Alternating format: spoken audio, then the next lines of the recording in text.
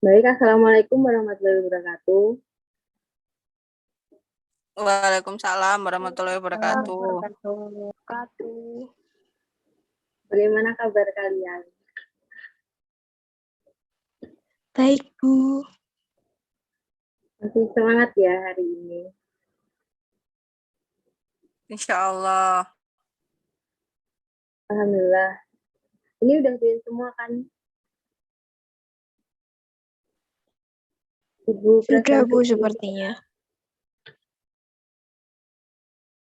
Ana Mustabsiratul Ula ada? Ada, Bu. Silva Afila, Ada, Bu. Hirma Citra, Ada, Bu. Nadia Husna, Hadir, Bu. Putri Intan, Hadir, Bu. Baik, sebelum kita memulai pelajaran, mari kita berdoa sesuai dengan kepercayaan masing-masing. Berdoa mulai. Berdoa selesai. Anak-anak, senang sekali hari ini bertemu kalian lagi pada mata pelajaran IPS. Baik, sebelum kita mulai pelajaran, apakah ada yang masih ingat minggu lalu kita belajar tentang apa? Ada yang masih ingat? Saya, Bu. Iya, Nadia. Minggu lalu membahas mengenai letak astronomis dan geografis Indonesia. Ya, benar sekali. Lalu, bagaimana letak astronomis Indonesia? Saya ingin menjelaskan, Bu. Ya, silahkan. NKRI atau Negara Indonesia itu sendiri berada di antara 6 derajat lintang utara sampai dengan 11 derajat lintang selatan. Dan di antara 95 derajat bujur timur atau BT sampai dengan 141 bujur timur. Ini menunjukkan bahwa secara astronomi NKRI itu berada pada lokasi di tengah-tengah belahan bumi bagian timur. Dan Indonesia diapit oleh 2 benua besar, yakni ada benua Asia dan benua Australia, serta di antara 2 samudra, yaitu Samudra Hindia dan Samudra Pasifik. Itu, Bu. Benar sekali ya. Lalu pada pertemuan kali ini kita akan membahas mengenai peta. Sebelum pelajaran dimulai, Ibu akan menyampaikan tujuan pembelajaran kali ini, yakni yang pertama, peserta didik dapat menjelaskan pengertian peta. Yang kedua, peserta didik dapat menyebutkan syarat-syarat proyeksi peta. Yang ketiga, peserta didik dapat mendeskripsikan unsur-unsur atau komponen peta. Yang keempat, peserta didik dapat menyebutkan jenis-jenis peta berdasarkan isinya dan skalanya. Yang kelima, peserta didik dapat menyebutkan manfaat peta.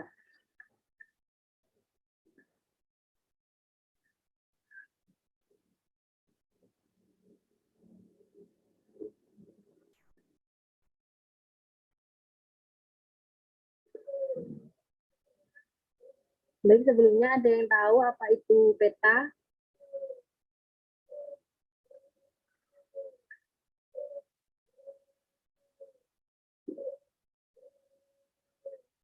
Apa itu peta? Jadi peta adalah gambaran konvensional dari permukaan bumi yang diperkecil dengan skala pada suatu bidang datar.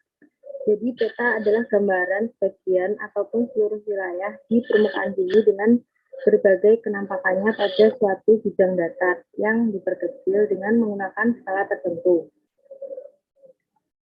Selain peta juga ada atlas. Apa sih itu atlas? Jadi atlas itu kumpulan dari peta-peta yang dijilid atau dibukukan. Selain itu juga ada globe. Globe adalah model tiruan bulat bumi yang memberikan gambaran tentang bentuk bumi. Lalu selanjutnya fungsi peta. Apa sih itu fungsi dari peta? Yang pertama sebagai penunjuk lokasi suatu tempat di permukaan bumi. Sehingga bisa berguna untuk menunjukkan suatu arah. Yang kedua, untuk memperlihatkan ukuran jarak atau luas dan arah suatu tempat di permukaan bumi. Yang ketiga, untuk menggambarkan bentuk-bentuk di permukaan bumi sehingga tampak lebih jelas. Yang keempat, sebagai alat penyedia data tentang potensi suatu wilayah. Misalnya Pulau Kalimantan memiliki banyak tambang, persebaran flora fauna, dan lain sebagainya. Yang kelima, alat bantu peneliti atau ilmuwan sebelum melakukan survei, di mana hal tersebut dapat digunakan untuk mengetahui kondisi suatu daerah yang akan diteliti. Contohnya curah hujan, ketinggian suatu wilayah, dan lain sebagainya. Dan yang terakhir, sebagai alat untuk mempelajari fenomena alam, peristiwa sosial, atau gejala geografi di permukaan bumi. Selanjutnya yakni syarat-syarat proyeksi peta. Apa sih itu proyeksi peta? Proyeksi peta adalah cara untuk menggambarkan bentuk permukaan bumi dari bidang lengkung ke bidang datar. Sistem proyeksi ini merupakan kegiatan memindahkan ruang muka bumi ke bidang datar atau memindahkan dari bentuk bola atau batu ke bidang datar seperti peta. Apa syaratnya ada 3. Yang pertama, constant, artinya bentuk peta harus sama dengan bentuk yang ada di lapangan. Yang kedua, ada equidistant, artinya jarak peta harus banding dengan jarak yang sebenarnya. Yang ketiga, ada equivalen, yang artinya luas di peta harus banding dengan luas sebenarnya.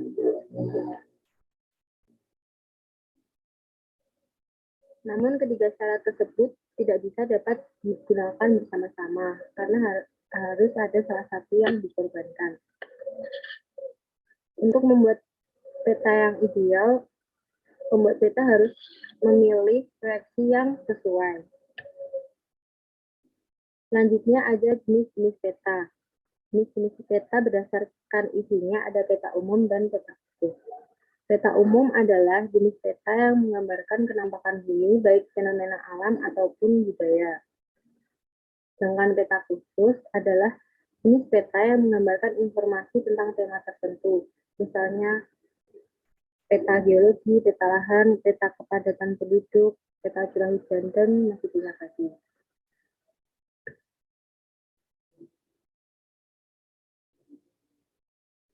Selanjutnya, jenis-jenis peta berdasarkan skalanya. Berdasarkan skalanya, yang pertama ada peta kadastar atau peta yang sangat besar. Jenis peta ini memiliki skala 1:100 sampai dengan 1:5000. Biasanya peta ini digunakan untuk menunjukkan wilayah peta tanah atau peta yang ada di dalam sertifikat tanah. Yang kedua ada peta skala besar. Jenis peta ini memiliki skala lebih dari 1:5000 sampai dengan 1:250.000. Peta ini digunakan untuk menggambarkan wilayah yang kecil seperti desa, kelurahan, ataupun kecamatan. Yang ketiga ada peta skala sedang. Jenis peta satu ini memiliki skala lebih dari 1:250.000 sampai dengan 1:500.000. Peta sedang biasanya digunakan untuk wilayah yang cukup luas seperti kota ataupun provinsi. Yang terakhir ada peta skala kecil. Peta ini merupakan jenis peta yang memiliki skala lebih dari 1:500.000 sampai dengan 1:1 juta. Biasanya ini untuk menggambarkan sebuah peta atau bahkan dunia. Selanjutnya, jenis peta berdasarkan bentuknya. Berdasarkan bentuknya ada peta datar, timbul, dan digital. Peta datar, jenis peta ini berbentuk datar dan pembuatannya pada bidang datar seperti kain dan gambarnya memakai warna spidol dan lain-lain. Selanjutnya peta timbul, yakni merupakan peta jenis yang dibuat hampir sama dan bahkan sama dengan keadaan yang sebenarnya yang ada di bumi karena memakai bentuk 3 dimensi. Bentuk permukaannya akan mirip seperti yang sebenarnya. Yang terakhir ada peta digital. Peta ini dihasilkan dari pengolahan data digital yang tersimpan dalam komputer. Jadi jenis peta ini tidak nyata. Kita bisa melihatnya melalui ponsel ataupun komputer. Selanjutnya ada unsur-unsur peta. Yang pertama ada judul peta. apa sih itu judul peta? Jadi judul peta menunjukkan isi dari suatu peta tersebut. Contohnya judul peta penggunaan lahan Indonesia. Maka isi dari peta tersebut adalah sebaran penggunaan lahan yang ada di Indonesia. Yang kedua ada skala peta. Skala peta itu menunjukkan perbandingan antara jarak yang ada di peta dengan jarak yang sesungguhnya di lapangan. Contohnya, skala sebuah peta adalah 1:1 juta. Berarti objek yang jaraknya 1 cm di peta terhitung berbanding dengan 1 juta cm di lapangan. Skala peta juga dibagi menjadi dua, yakni skala angka dan juga skala garis. Lalu selanjutnya ada petunjuk arah. Biasanya sebuah peta memiliki petunjuk arah utara dan bentuk petunjuk arah itu ditunjukkan oleh simbol yang berbentuk panah dengan bentuk yang variasi. Penempatannya bisa ada di legenda ataupun pada bagian kosong di muka peta. Selanjutnya ada simbol. Simbol adalah tanda khusus pada peta yang mewakili objek yang dipetakan. Tujuan dari simbol adalah untuk memudahkan pengguna peta dalam membaca peta tersebut.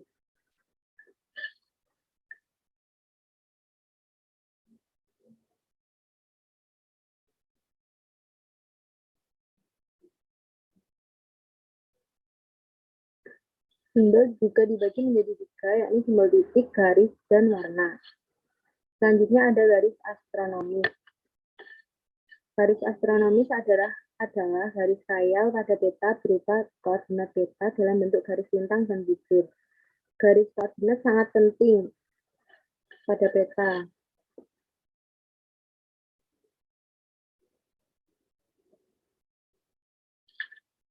Karena dapat menunjukkan lokasi pada peta dibanding lokasi lainnya yang dipetakan. Lalu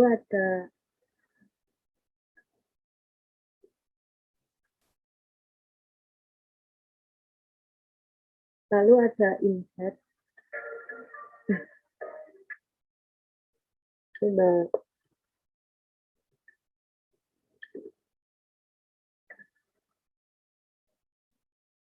Lalu selanjutnya ada inset. Inset merupakan peta kecil yang ada pada suatu peta tersebut yang menunjukkan lokasi daerah yang dipetakan dan itu lebih luas. Lalu ada legenda. Legenda menunjukkan keterangan semua objek yang ada atau muncul pada muka peta. Pada legenda inilah seorang pembaca akan mengetahui dan memahami tentang objek yang ada di wilayah yang dipetakan. Lalu ada garis tepi. Garis tepi adalah sebuah garis yang membatasi ruang pada peta, biasanya berbentuk persegi 4 di pinggir peta. Lalu yang terakhir ada sumber dan tahun pembuatan. Sumber peta menunjukkan orang atau lembaga yang membuat peta. Dari sumber peta inilah diperoleh informasi untuk membuat peta, sehingga peta bisa dinilai kualitasnya yang diajarkan. Baik, untuk lebih pahamnya ada video.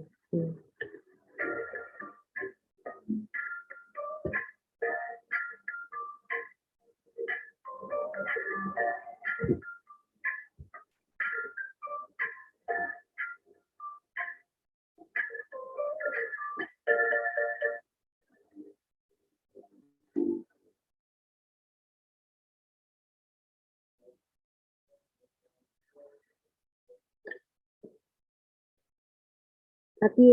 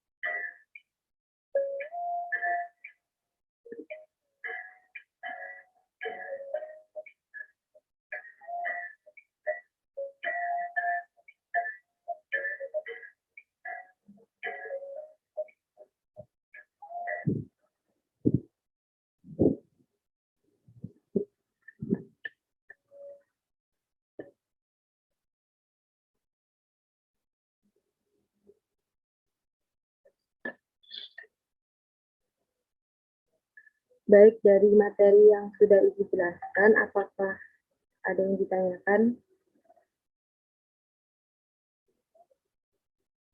Baik, jika tidak ada yang ditanyakan, berarti kalian sudah memahami apa yang sudah saya jelaskan. Selanjutnya,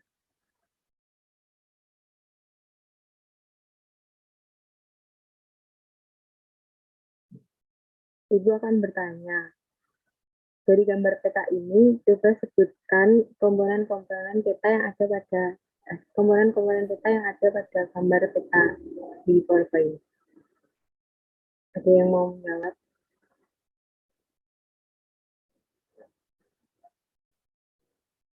Silahkan, Mbak Citra. Iya, jadi unsur yang ada dalam peta tersebut dapat terlihat ada legenda, kemudian ada arah mata angin. Legenda yang mana itu? Legenda yang bawah itu, Bu, Ini ya, yang warna iya. benar sekali. Ada yang lain? Arah mata angin di pojok kanan atas. Ini ya. Iya. Ya sudah, Bu. Terima kasih. Ada yang lain mungkin? Yang lain ada yang mau menjawab? Saya, Bu, mau menjawab. Ya, silahkan. Ada unsur judul dan juga garis tepi. Ya, benar sekali. Jadi dalam peta ini terdapat beberapa komponen peta. Ada judul yang berada di atas, ada petunjuk arah, ada insert, ada legenda, garis tepi, dan garis astronomi.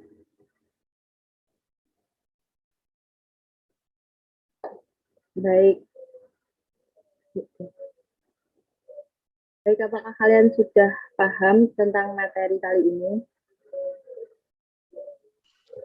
Sudah, Bu. Baiklah, kalau kalian sudah mengerti dan paham, mari kita simpulkan pembelajaran hari ini. Jadi, peta adalah gambaran sebagian atau seluruh wilayah di permukaan bumi dengan berbagai kenampakannya pada bidang datar yang diperkecil pada skala tertentu. Jadi, fungsi peta sendiri itu ada banyak. Salah satunya yakni sebagai penunjuk lokasi suatu tempat di permukaan bumi untuk menggambarkan bentuk-bentuk permukaan bumi sehingga tampak jelas dan masih banyak lagi. Selanjutnya, peta yang baik itu harus memiliki komponen-komponen. Komponen tersebut yakni judul peta, garis astronomi, simbol, legenda, inset, sumber dan tahun pembuatan, skala, dan petunjuk arah. Apakah sudah paham, teman-teman?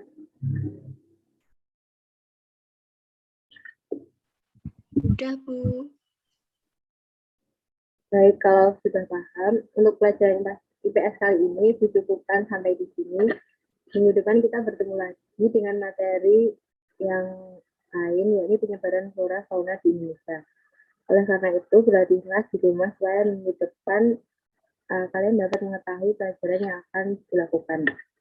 Jika ada salah kata dan kekurangan dalam penyampaian pembelajaran kali ini, mohon maaf. Wassalamualaikum warahmatullahi wabarakatuh. Waalaikumsalam warahmatullahi wabarakatuh. Terima kasih, Bu.